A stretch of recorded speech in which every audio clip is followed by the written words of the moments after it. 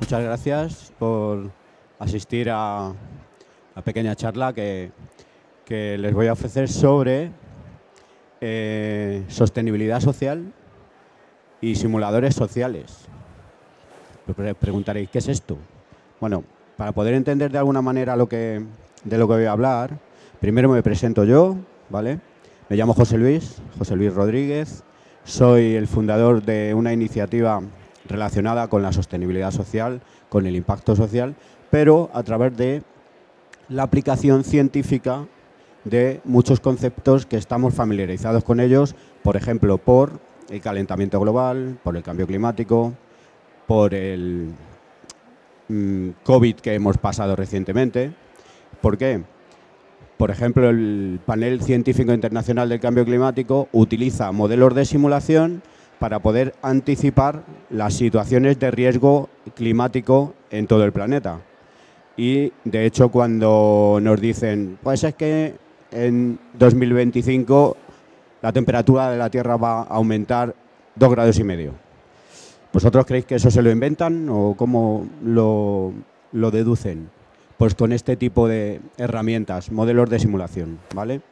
Nosotros utilizamos esos modelos de simulación en escenarios sociales, es decir, en familias, en aulas, en grupos humanos de cualquier tipo, entorno laboral, entorno productivo o industrial, empresas, barrios, etcétera, ¿no? Cualquier grupo humano está sometido a una serie de fuerzas o de elementos que a veces determinan cómo nos sentimos, si somos felices o no, si estamos desarrollando nuestros proyectos de vida y estamos consiguiendo nuestras metas, ¿vale?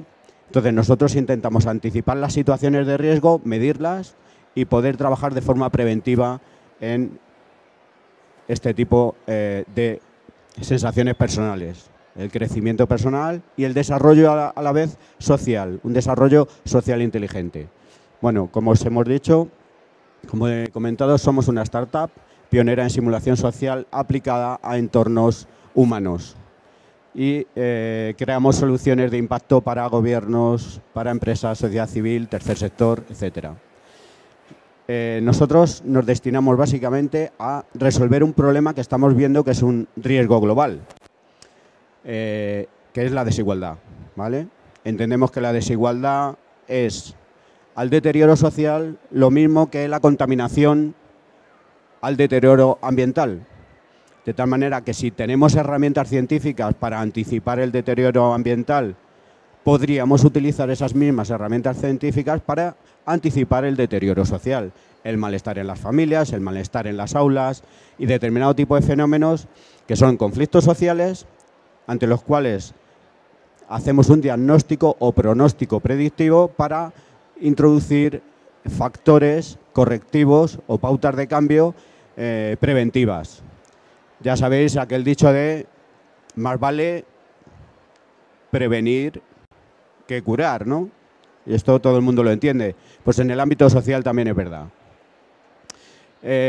Trabajamos con fenómenos como la violencia, el bullying, las adicciones, la inseguridad ciudadana, la pobreza, la soledad no deseada, que últimamente es como una pequeña pandemia interior o una gran pandemia interior, la soledad, tanto en personas mayores como en jóvenes, niños, en general, ¿no? En la sociedad. Estamos un poco atomizados y muchas veces nos encontramos solos. Esto es un problema grave. La delincuencia y el tecnoestrés.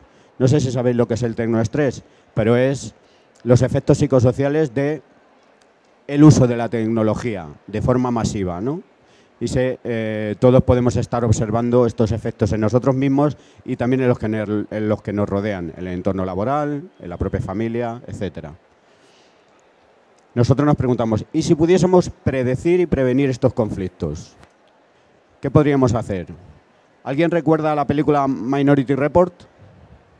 Que levante la mano, por favor, porque seguro que no todos los más talluditos recordaréis a Tom Cruise, ¿no? La policía de Chicago anticipar, por ejemplo, que había una persona que iba a cometer un asesinato en 2 días, ¿no? Y había unos precogs, quienes la hayáis visto, os recuerdo, eran una especie de seres que estaban en un bálsamo y de repente veían el futuro, ¿no? Una determinada situación, salía una bolita con el nombre de la persona que iba a cometer ese asesinato. Entonces iba Tom Cruise con todo su escuadrón, ¡buah!, allá que iba, y detenía al individuo antes de asestar la puñalada a su víctima, lo detenían y lo metían en la cárcel, ¿no? Esto es ciencia ficción y fue una película, bueno, pues que rompió un poco moldes en su momento, hace ya pues aproximadamente 15 años, ¿vale? Nosotros no tenemos a Tom Cruise, evidentemente, pero tenemos simuladores sociales que pueden hacer las veces de lo que en esta película este sistema podía hacer, ¿no? ¿Cómo funcionan los simuladores sociales? Bueno, pues a través de una metodología que se llama dinámica de sistemas, que lo que permite es realizar unos modelos de simulación de un sistema complejo, tenerlo en el ordenador y a partir de ahí simular cómo ese sistema va a evolucionar en el tiempo. Esto parece ciencia ficción, pero hoy día se realiza, ya digo, con el cambio climático, se realiza también con el COVID. Todos hemos visto cómo en la televisión, cuando estaba el COVID-19, veíamos las curvas de contagio del COVID que iban a venir en esa semana o en 15 días, ¿no? Pues estos instrumentos científicos permiten también anticipar las situaciones de riesgo en fenómenos como el bullying, en fenómenos como la soledad no deseada, algunos de los que he comentado anteriormente. La utilidad fundamental de los modelos de simulación es que podemos tener una especie de laboratorio digital o gemelo digital de un escenario real en el ordenador y ahí investigar qué pasa con ese escenario real. Imaginemos un aula y un gemelo digital de ese aula en el cual podemos anticipar qué miembros de ese aula, qué alumnos podrían ser víctimas de bullying, por ejemplo. O dentro de un barrio o un distrito, qué mujeres podrían estar siendo víctimas de fenómenos de violencia de género. O, por ejemplo, adicciones, la soledad en las personas mayores. Si somos capaces de anticipar esas situaciones y podemos detectar situaciones de inicio, vamos a poder reaccionar de una forma mucho más ágil y mucho más preventiva que simplemente los sistemas de protección social actual que están un poco obsoletos y que reaccionan cuando el daño ya está instaurado, cuando las personas ya están sufriendo, ¿ok? La utilidad es porque simulamos diferentes escenarios posibles, barrios, aulas, distritos, familias, y evaluamos las políticas de impacto que se pueden realizar en ellas a nivel social. Podemos entender además de una forma muy clara cuáles son las relaciones fundamentales entre los individuos y las acciones que realizan o que realizamos en las interacciones que tenemos unos con otros, es decir, cómo nos tratamos, que es una parte fundamental de cómo nos sentimos en nuestra vida, ¿no? Podemos detectar los puntos débiles de estos escenarios sociales y también los puntos palanca o los puntos positivos, los elementos que podríamos tocar de una forma sencilla para mejorar de una forma mucho más eficiente, ¿vale? Esto involucra además a todos los actores posibles dentro de un proyecto. Si trabajamos con el bullying, involucramos a los profesores, involucramos a las familias, involucramos a los propios alumnos, que son protagonistas de sus relaciones y de cómo se sienten y de cómo actúan, de tal manera que este sistema, vamos a decir que es colaborativo, es comunitario. A través de la ciencia podemos lograr la unión de los diferentes agentes que tienen interés en mejorar nuestra vida, ¿vale? A partir de ahí, un laboratorio de simulación social como el que nosotros tenemos y que estamos desarrollando en el Parque Científico de Madrid tiene diferentes aplicaciones. Como veis aquí, una aplicación de prevención de la violencia de género, una aplicación de prevención del conflicto familiar y de la salud mental en la familia, problemas de salud mental que puede haber, ¿vale? También una aplicación para prevenir la soledad no deseada y la dependencia en personas mayores. Y en los entornos empresariales o organizativos, gestionar el cambio tecnológico digital que se está produciendo masivamente hoy día y cómo eso afecta psicosocialmente a los empleados, ¿vale? Lo que es llamado el tecnoestrés. Entonces, somos capaces de prevenir el maltrato, la exclusión, la desigualdad, problemas de salud mental, la soledad, la dependencia, etcétera, ¿no? Como veis, las aplicaciones son muy diversas de lo que es la simulación social. Os voy a presentar un caso concreto, que es un proyecto que hemos desarrollado para la Unión de Mutuas de Valencia y FEMEVAL, que es una federación de empresas del metal, de 3.000 empresas, y que trata de prevenir el malestar de los empleados cuando se tienen que adaptar a herramientas tecnológicas nuevas en su trabajo, ¿vale? Y son empleados analógicos, algunos de ellos son pues un poco mayores, no han sido capaces de adaptarse tecnológicamente a los cambios tan rápidos que tiene la tecnología, y en esta situación de coyuntura en la que toda la sociedad se está transformando por las tecnologías y que las fronteras entre los entornos están muy difuminadas, ya no sabemos si en la familia estamos realmente conectados con la familia, no sabemos si cuando estamos en la calle con los amigos realmente estamos plenamente conectados con los amigos, ya los dispositivos móviles y las redes sociales nos están conectando a un nivel global. Ya no estamos en el espacio físico, sino que estamos en el espacio digital, continuamente, ¿no?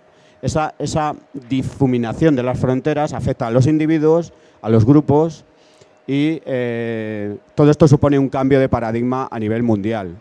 Estamos en plena transformación y a veces en determinados entornos que se cambian rápidamente hacia el uso de las tecnologías, la gente sufre físicamente porque tiene insomnio, porque tiene malestar emocional, porque tiene comportamientos desadaptados en el trabajo, tiene miedo de perder su puesto laboral.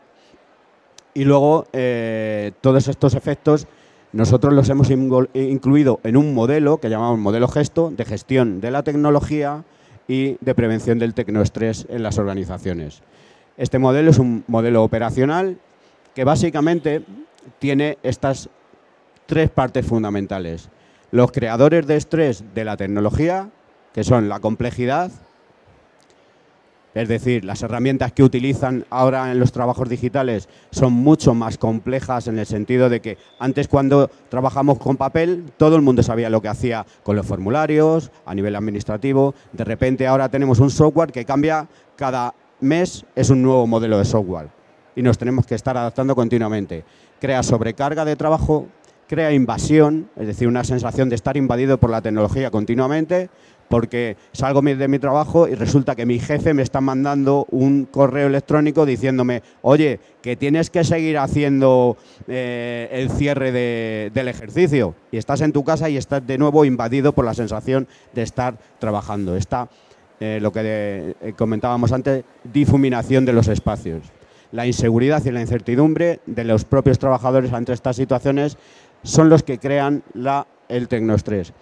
Hay elementos aquí en verde, como veis, que son los recursos que la persona tiene y los profesionales y las organizaciones para poder inhibir este tecnoestrés. Es decir, el efecto positivo de creación del tecnoestrés se anula cuando la persona tiene recursos personales, es decir, tiene conocimientos, tiene actitudes de afrontamiento correctas y la organización pone a su favor determinados elementos que le van a facilitar adaptarse a la tecnología.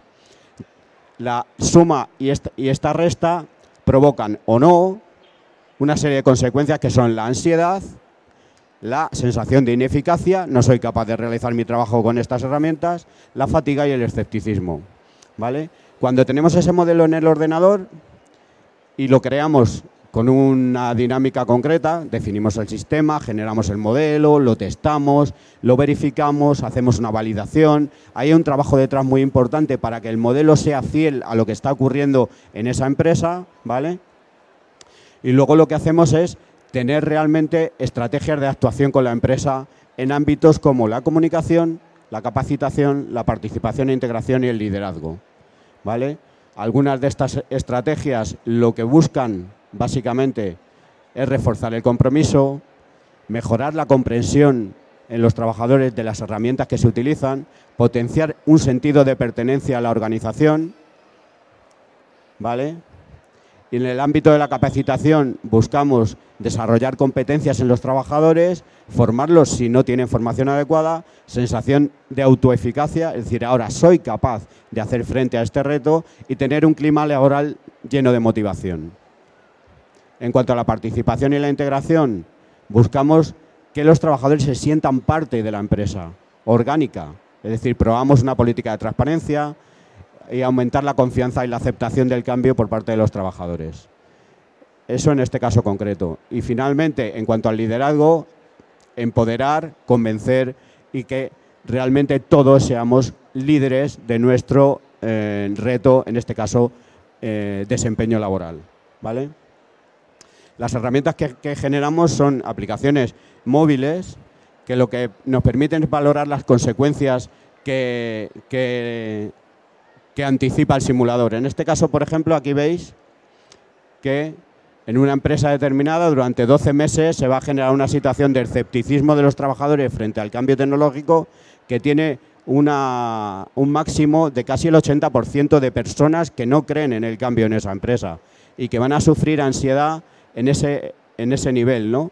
Antes de llegar a este estado, la empresa tiene que empezar a realizar ese tipo de acciones que hemos generado. Bueno, tengo que terminar. Básicamente esto es lo que os puedo contar. No es ciencia ficción, no soy Tom Cruise, pero tenemos simuladores sociales que nos van a permitir cambiar los modelos de protección y tener, a través del pensamiento sistémico y de la complejidad, comunidades sin fractura social. Si estáis interesados en preguntar sobre cualquier otro fenómeno, bullying, soledad, conflicto familiar, etcétera, me tenéis aquí para enseñaros una aplicación y mostraros cualquier punto de interés aquí, en esto. Muchas gracias.